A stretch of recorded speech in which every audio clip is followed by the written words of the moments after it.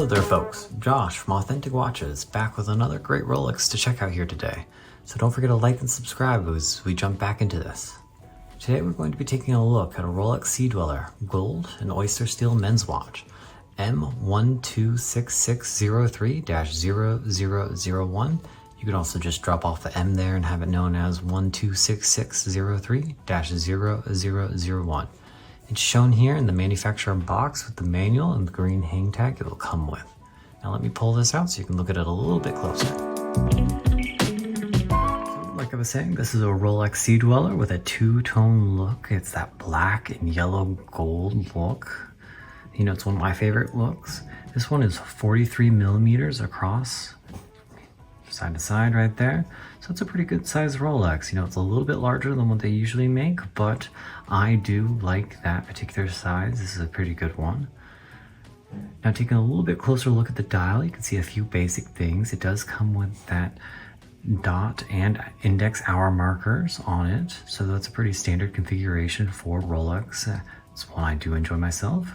We do have that Cyclops lens showing the date function on the right side right there next to the crown. And then the bezel itself, as you can see here, this is a ceramic bezel with a Carachrome insert. Now it's unidirectional. If you can hear that. Oh, perfect, right?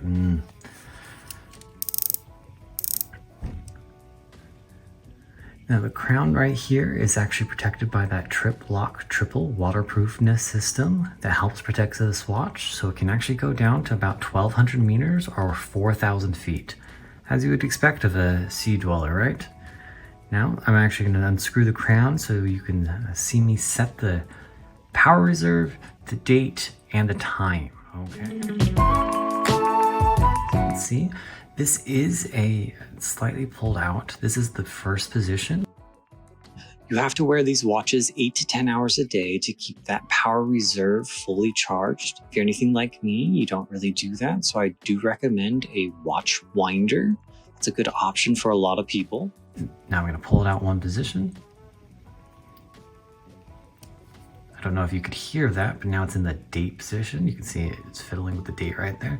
Now, before I change the date, I'm actually going to move that time around because you don't want to change the date when the hours are up like that or the hands are up like that. It can, you know, mess with the date function a little bit. So just to be on the safe side, I'm going to pull it out to the third position right there. This is the outmost position. It's called the third. And you can see everything stop moving right there. So I can freely set the time. So whenever you change the date, you do want to make sure those hour markers are facing downwards. Now I'm going to push it back into one position, change the date up. One position too much. There we go. Perfect. Now we've changed the date. So again, you would just pull it out to that third position, set the time. Let's set it to, there we are.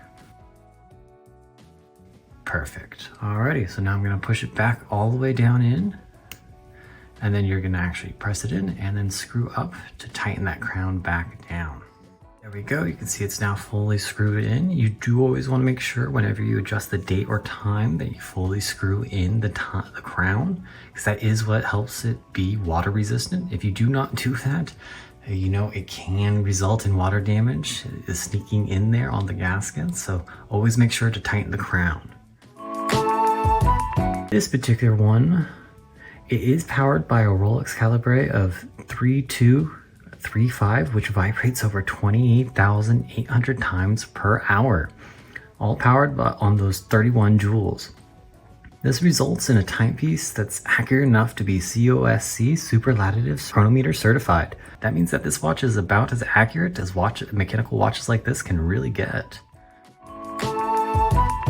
Now onto the bracelet, you can see we do have that very nice looking brushed sides right here with the polished center of 18 karat yellow gold. I do enjoy that look myself. This is a very nice looking watch for that. On the other side, we do have a deployment buckle. Very nice looking watch, right? Perfect. All right, folks, that's actually everything I have for you today. Thank you for tuning in. I hope to see you next time.